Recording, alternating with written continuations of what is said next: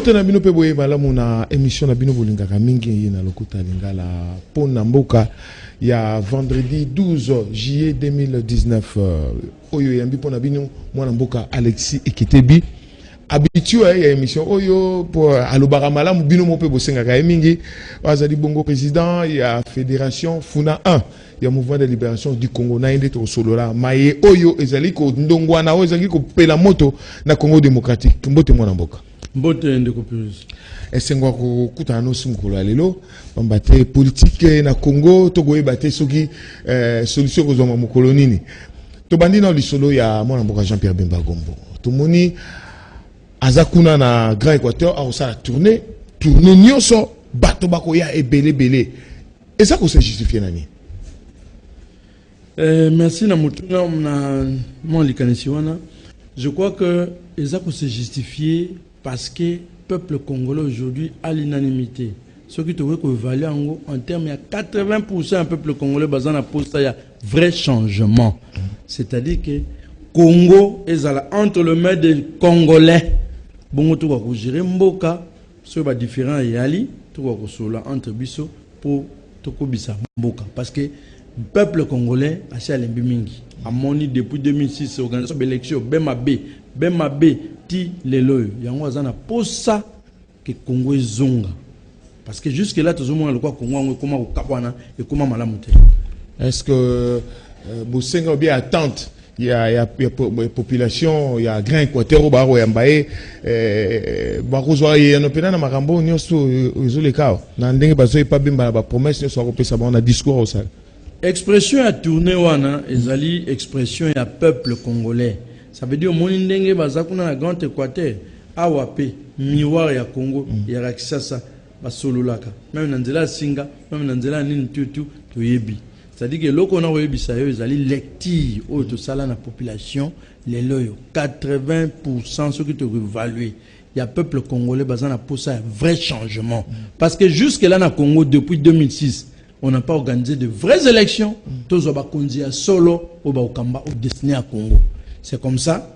Bana soko moni population bazako bukana et belé ko landa. Et si ka mon ambuka Jean-Pierre Mazobe sa meetinga parce que bazo mona espoir ya Congo lobby à travers Jean-Pierre Bemba. Est-ce que le quoi yé moko za ko loba mingi ya lingi intérêt à peuple za ko sujet ba makambo zo le kana est makambo corruption.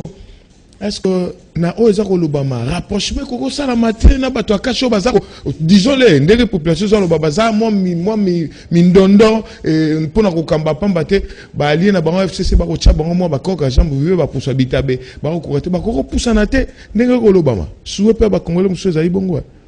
Bon ko pousa na biso en fait biso na MLC tozota la mingi intérêt ya mboka Congo.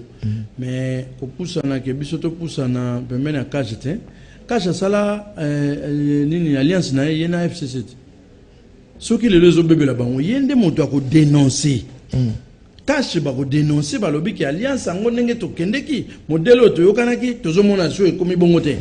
Alors ce qui bango baza ko étouffer biso to bango bazo zo suprématie sur biso. Moya ende ya yé. Il faut y aller na donc quand je n'ai donc tout le batata mokondi na ndeko na éviter le caméra peut ba construire cache ba on faut ba y vers la muka mais ezali kambo ya mboka intérêt ya mboka si se retrouve comme étant des Congolais bazana posa ya Congo ressort donc ressort penda ya Congo na nyonso oyo bana mbai mboka bazako senga soki ba moni accord na bango oyo basalaki eza malamu te bango ndefo bayati parce que c'est intérêt à Congo c'est intérêt à individualité intérêt à Congo mboka na biso Congo ce que ba trouver que alliance mo basalaki alliance wana eza porte bonheur te alliance wana eza malheur pour ya Congo ba casser yango pe baya nungu gouvernement Tishikoyo to kweka na makambo lobige alliance ça moi mbeba entre FCC na cash gouvernement il a ko salema te Ngambo Akash ba accuser FCC. Ngambo FCC ba accuser Cash. To okende boy ti wapi. Bien ko pesa solution te. Ndeko Piris na ebisaka yo alliance wana départ nango d'abord ezaki mabe. Alliance ba ko commissioner ti ko pesa ba pouvoir et même biso na mabe. Yebaka na lobela comme mosusu wake. Toute analyse faite, tout le monde a pensa issu. Il y a développement en beaucoup côté à travers cette alliance-là. Alliance wana tellement ya contre nature. Et comme ma biso toujours na boulou yeki. To yebisaka yo awa. Tala na kati alliance. Soki moko apesi mingi ata wana kati société. To sali le société to sangani biso mi bale misato minei. Apport ngana pesi mbongo mingi koleka. Soki société na biso capital social ya 60 000. Nga pesi 40 000. Yo yena 5 000. Monsieur yena 15 000. Bon, je connais terme on a rapport nana yena mingi nana yena moke. Ante caché na FCC. Mais oui, mais FCC ba les cache pionte.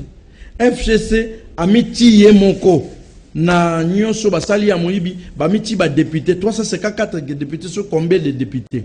Ba na Sénat majorité be bango. Aucun en place nyonso majorité be bango. Bango mutu ba yena mingi na kati ya contrat société. Na kati ya montage de la constitution en capitale.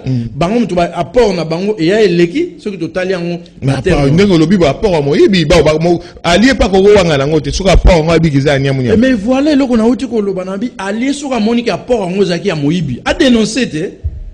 A dénoncer tala. Ba lobi no soko moni ndoki belela. Belela ndoki makasi ne ko sila. Yo lingi ko belela te. Ofandi nye oza gobe tout. Alors, bon mon abe passe. Ti à un certain moment ko suka nini? Peuple a koloba a lembi. Peuple mokolo pouvoir koloba na lembi. To pesi bino totali malgré moyibi to lobi bo. To ti kanan base meka osa so ba ko bongisa. Ezo bongate. Ti peuple ko ba te zongisa na pouvoir. Mais ndenge to ko kende boye. Peuple ndenge to ko souffrir. Mbongo ezalité ba grève partout.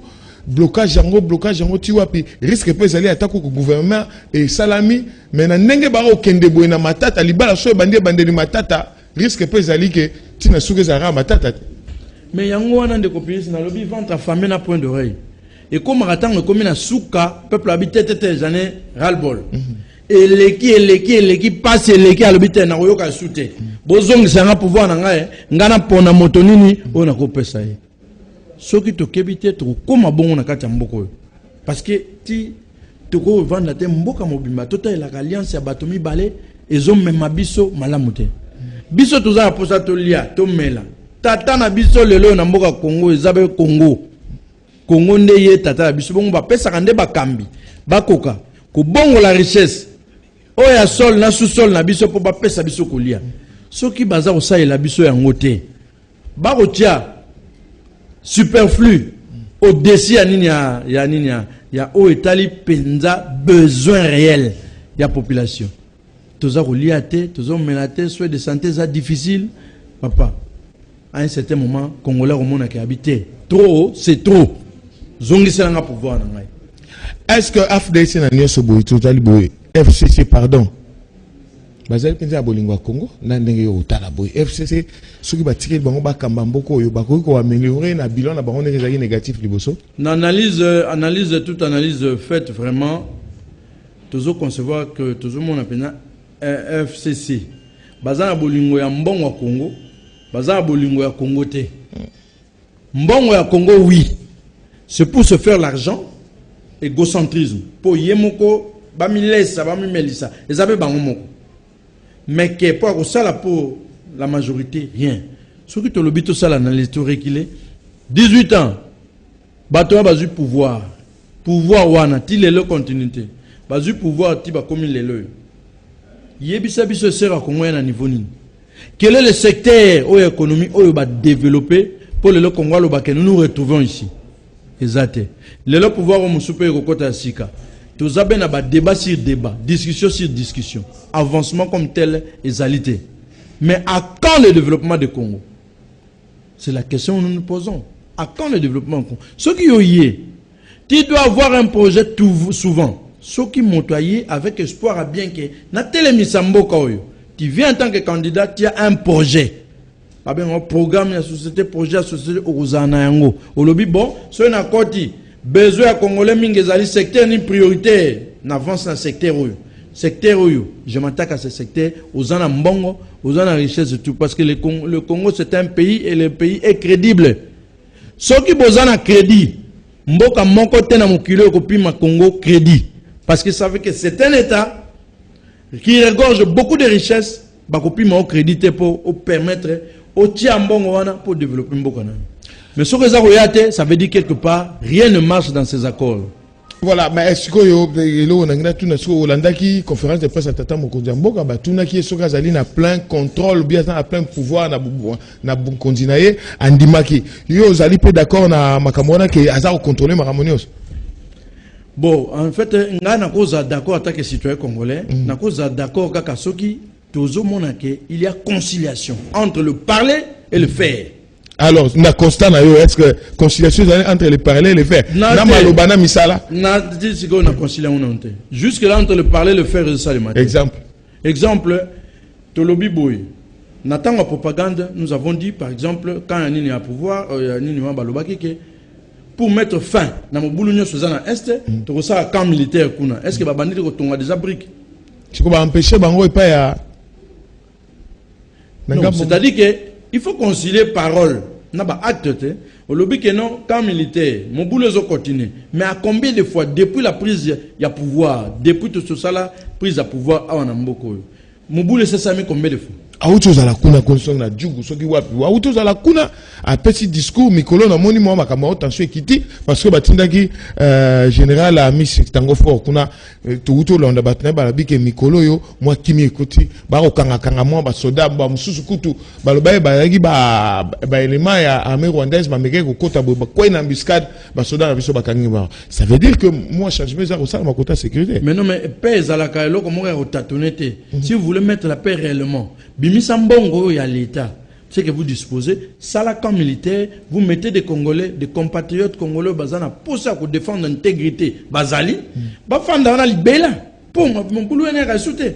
Bon, ça la d'une manière tâtonnée. Et il y a les loyaux, parce que le général Boyazali wana, na quelques 2 jours, mon boulot zongi, babomi subato, babomi ba Congolais, est-ce que vous en avez malam?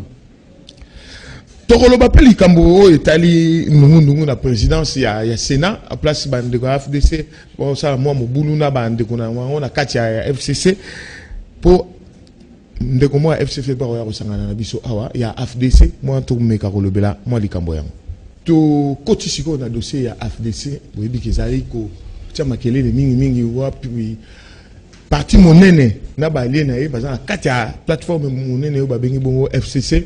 Moi, nungu, na hôtel bon candidature. Il y a président Nango Mboka Bahati Lukwebo, modeste. Na yango, toko solo la, nandeko Alexis Kitebi, kasi, na plateau awa, ndeko Murphy Lutete, moko ya bayi FDC, à rejoindre Bisso, pour toko kakolo bali kambongo malam, parce que toko kakolo bali kambongo motote, ou bien lingomba ya batote, sa bakolo likambo bango moko bazala. Mbote mwana Mboka Murphy. Mbote ndeko Piris. O se présenter, yo za s'occuper na AFDC na Congo central. Non, non, Zali, président fédéral et AFDC États-Unis Canada. États-Unis Canada. Heureusement que yeko kuta makambo ko kuta yo awa na Kinshasa na séjour na ozana na Kinshasa. Alors, tomani na mwana Mboka Alexis Ketebi. Candidature ya Bahati Lukwebo na kati ya lingomba na ye nungu ba boyi batindi ya retirer atie moto makasi ti ba suspendre. Est-ce que le scénario est à FCC? Ezali eloko moko pesa image ya malamu ya lingomba wana pe et ko rassurer que politique ya Congo et ko kende musika? Non, image wana eza image eza ko rassurer et surtout que biso ba imboka toza ko mituna intention exacte ya FCC ezali nini surtout ba promoteur FCC. Parce que même scénario et salemaki pas ya mwana mboka Lokondo. Et surtout que FCC, on a toujours candidat le moins aimé. Candidat le moins aimé, na kati hémicycle, yende moto, bazo promouvoir. Autorité FCC a opponandé. Et on impose na FCC. Donc on retrouve que quelque part dans la carte FCC, il n'y a pas de démocratie. Mieux vaut tard que jamais, nous voyons que le professeur Bahati, professeur parce que je connais mieux, a se ressaisir. Et puis prendre les choses peut-être à temps pour y akoluka un peu ko tala makambango malamu parce que tozoy ba penate intention exacte ya FCC les hommes mabiso wapi bino pe na kati ya lamuka na kati pe MLC surtout bozana ba sénateur siko ba sénateur na bino bako obéir na mot d'ordre nani bako voter nani entre bango mibale wana bon c'est vrai que ça dit secret mais soki yo zaki sénateur choix non ngeze pa nani soit na biso lokola biso na en fait na MLC to linga penda l'excellence. La médiocrité, ce n'est pas notre choix. Nous, c'est l'excellence. Excellence. Tu reprenez l'excellence. Excellence, ils ont au monde n'est pas nani entre bango mibale. Na kopona moto yo ayebi pe musala, azana mon expertise, azana l'expérience, c'est lui qui aime le Congo pour son développement. Nani wa. Je vais choisir celui que je veux voir autour de mon appel Azamalam. Bon, professeur pour moi, bon, c'est un professeur, je connais mieux aussi. Azali bien indiqué ce qui est Kokai Kozo Sikawana, c'est mieux. Bahati le quoi? Bah, professeur Bahati. Ok. Tout ça, nous avons moi mboka merci Lutete. Tango bino boko zwa décision ya kotia libaya ndenge bayi mboka balobaka devant choix ya autorité morale na bino. Bo bana ko se rendre compte que bo signaka acte ya engagement liboso mokonzi mboka ke boko yokela ye makamunyo so ya koloba bino bobungi nzela. Merci ndeko na kopesa nga maloba.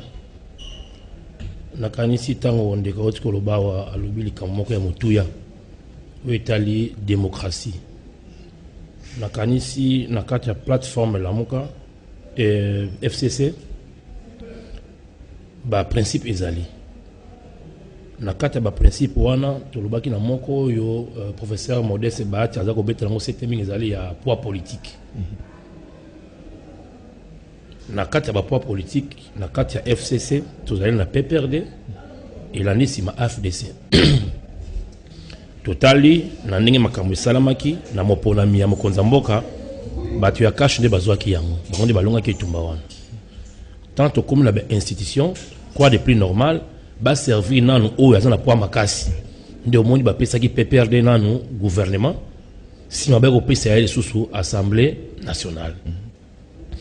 Biso pe AFDC to bitin biso pe to na poids to memi moi kitunga to bakisi moi ma biloko na kata kitunga oyo ya FCC boni bino boko kabola ba poste biso to zo côté biso to zana intention to zo pe institution moko ya o monto sengi Sénat mais na ko senga Sénat wana comme biso to zaki ya mal aimé na kati ya lingomba o tsako vanda wana boko remarquer que injustice ya professeur Bahati bandaki kala Bozamba le mais ndenge ni boko za mal tokozonga mwa mkesima nous ba deuxième force pour la mal oui tokozonga mwa sima et bandaki tant zangi na majorité présidentielle okomona tabo kabla ti le to komi na mandat ya mokonde Joseph Kabila stili ti partage ya ba entreprise publique et salamate partage la diplomatie et salamate ba o ba kamba ba entreprise publique na ba ambassade ti lelo bazali batuka ka ya PPRD o PPRD AFDC bazwaki eloko AFDC bazwaki eloko mokote mais bo tikala ki loyal to tikala ki docile loyal kuteza mokote ki docile to komi kaka tamba sala ba changement ba gouvernement tango Bahati le kweba ko kuzwa ministère ezaki économie et commerce extérieur tango bache wana balongoli commerce extérieur batiki l'économie ya pamba pote akwa kozwa makoki ya kochaba ta entreprise te o ba kokamba pote moi ba parti ba causation contre la parti poto s'organiser ba kati commerce extérieur batiki l'économie ya pamba abundi nango okoyeba sous tango azaki na travail et prévoyance sociale ezalaki kaka ministère pamba ya travail tango ya longo ba pesi mususu comme vice primature. On a eu chacun vice primature. Mais ça quand injustice au continuer. Mais papa Bahati a toujours docile avant de la moi la classe à koyoka bango. Tango to komi sikawa to kabula institution. Abino on a la posa na chaboy. PPRD le la machine na bango réflexion za vitesse na nuisance. Le cabino. Na nuisance. Na nuisance. L'équipe na nuisance. Ba lobitin to bimisa Alexis Tambo Mamba comme indépendant. Alors que Alexis Tambo Mamba ngala sina mona ala télécharge pa PPRD. Mais ba bimise comme indépendant. Nyon so pour briller ba carte pour ba non mutazu Sénat o ezali PPRD te azali indépendant. Tout ça pour étouffer AFDC. Total biso bitin. Professeur Azongi na base. Pas dire comme la base. Azongi na base. Base esengé convoqué réunion extraordinaire. Il y a ba président, il y a ba parti de ce regroupement, il y a des cadres, des députés nationaux, des sénateurs, des provinciaux, tout coûte à tout seul. Le 2 juillet. Tant que bakutani basololi, batunos babi non. Biso to poninde yo aux la président Sénat. Bon exposé hier. To lobi la base nem te décider. Base obi na biso to kende o tali baya o comme président Sénat. Mais tant que bakina ko signer acte on a l'engagement base ezaki te azaki be ye mo de acte engagement baloba ki ba ko respecter ba poids politique. Bon mo konti ba ta ke libanda te. Quand il va se référer quand la déclaration il y a poids politique, la répartition de la responsabilité, bah tenir compte de poids politique. PPR il y a un poids politique il y a tambour mambezani. Parce que bazolo baselo ba poids politique. Poids politique il y a tambour mambezani. Azana parti boni, azana ba député boni, azana ba sénateur boni, azana ba mais il y a la ta échappe à PPRD. Mais si comme ba indépendant, poids politique indépendant les alignes. Poids politique il y a tambour mwamba et attaque indépendant les alignes. Mais bino boye baki politique il y a où ezana kati FCC bino pe bo participer na kati politique on a débauchage. Bon moni d'ailleurs ba sali ba débaucher bino. Biso to débaucher nan. Bango ba o ba tikali ngomba mingi to éviter so za ba il y a PPRD mais ndato to landa ba déclaration kaka na ba édition na biso wa. Ndambo ya ba député na bino na ba allié ba lobby ke bango ba ko voter tambo mwamba. Ba lati pe ba chef na bino AFDC. Oui, bango ba poni nzela wana. Nde yango mokalo tozwaki lobby et puis peut-être soupe silité. Na bosangani monene tozaki nango lobby, tozwaki mokano. Na mikano tozwaki, ezali ko tia batona pembeni. Ko tia bango pembeni na ba responsabilité o bazango na kati ya parti. Ba o ba poni ba na nzela ya mbongo, bazwa mbongo. Ba o ba lingi bazwa nzela ya raison, batika na raison. Neti biso ba o yo totika na raison, place ya professeur Modeste Bahati.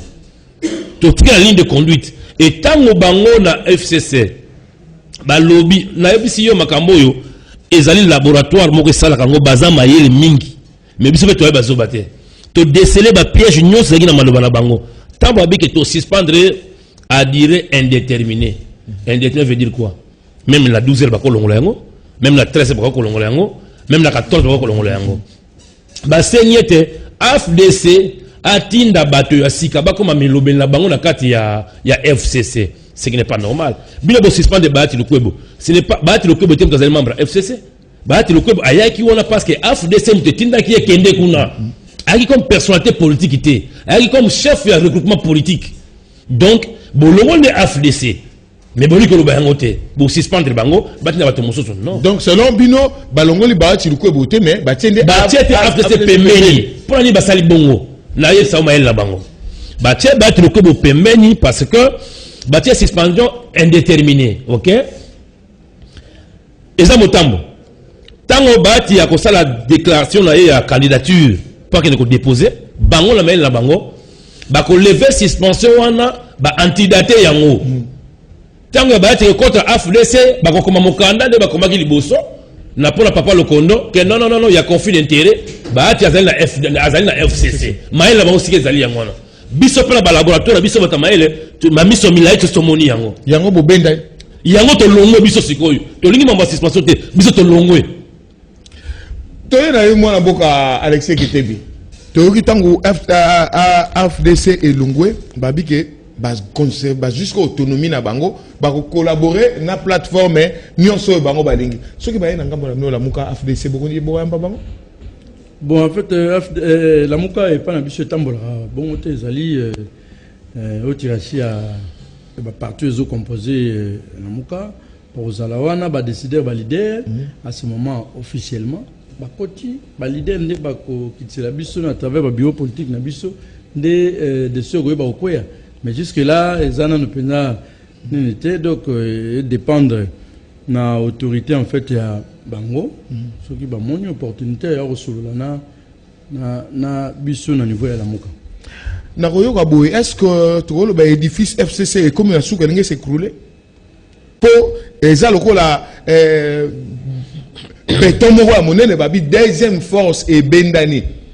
Immeuble, ceux qui immeuble mo simbami na deux socle bien deux piliers moko boy ba béton minene ceux qui moko boy immeuble les en risque à quoi était mais édifice où ils monté na ba ni ma bé na fondation ma bé na tout il est appelé à s'écrouler Attends, le lobby, ça va s'écrouler parce que le lobby qui est difficile, on a FCC.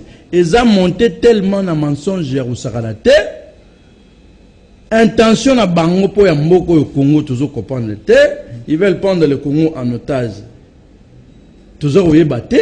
Il y a un moni. Et comme Magaga Boko Kende Ti, Barobanda Panzana Moko Moko, Bakolongwati, et Lokwane Kokabwana, et Panzana. Parce que regarde. Vous prenez tantôt de gauche, vous parlez de la démocratie, mais dans FCC, il n'y a pas de démocratie.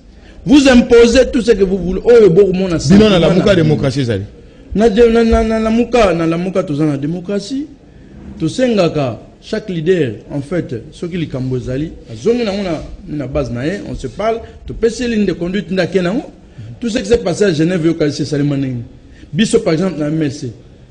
Nous avons parlé à travers le bureau politique Nabiso, même pour le choix. Il y a candidat qui prédit na Genève. Nous avons parlé, président Nabiso, place à Zalaki na Bruxelles, de Tiawa, Awa, Kaka na bureau Nabiso a parti, ni une vidéoconférence, il posait des questions, tous avons répondu, Tina Kata Sal, trouver compromis si la personne. Quand ça que président ben maninga zaki wana yemo ko mutapona ki fayul bino autorité morale a teko iyo so ya lobi so ko boy kaka ba ono lugamno ba problème. Nous avons fait un débat na ebiso ni communauté à la nous avons fait un débat pour sortir ni tout pesi tout taliba ba mauvais côté ba ni nyonso ba kanda nyonso ba zala kuna jusqu'à ce que tu retomber ti nenge kanda falo avec obim. Moi mboka Merfi Lutete boko banga te yo moko lobi awa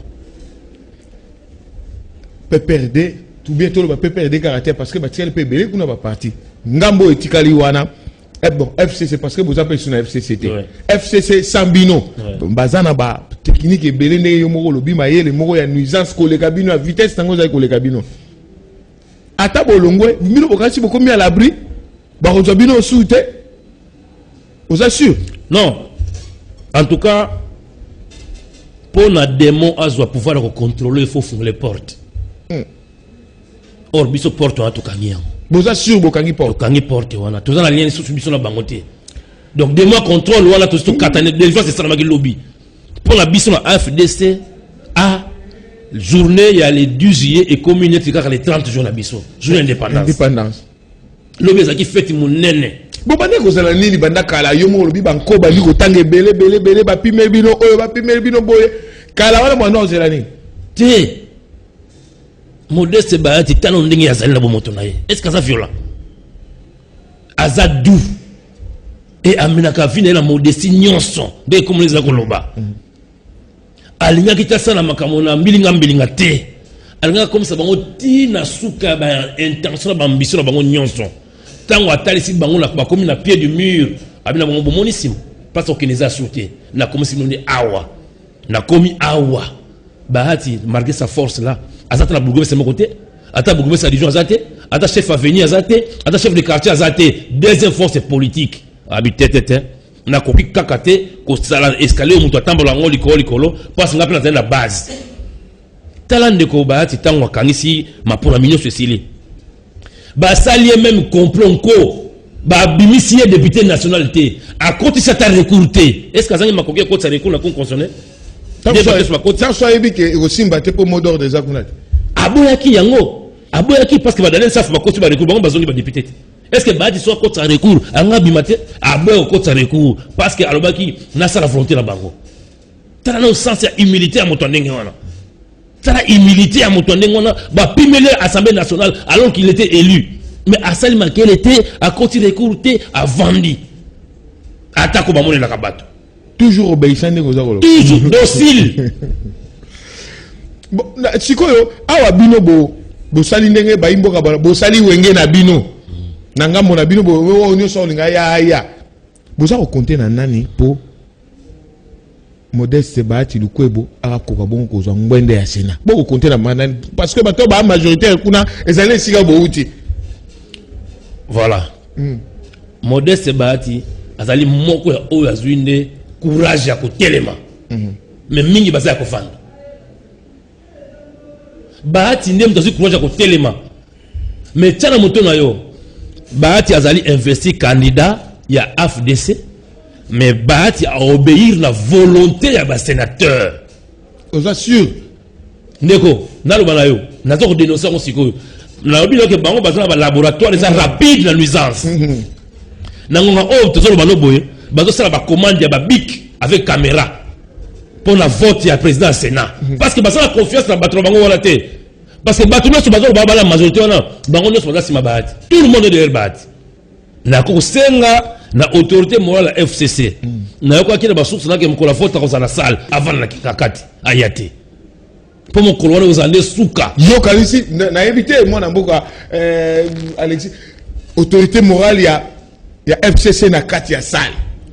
Papa, allez ba sénateur ya FCC ba humilier. Papa, na betoli solo moko. Ngazali mokongo ya Congo central. En 2013,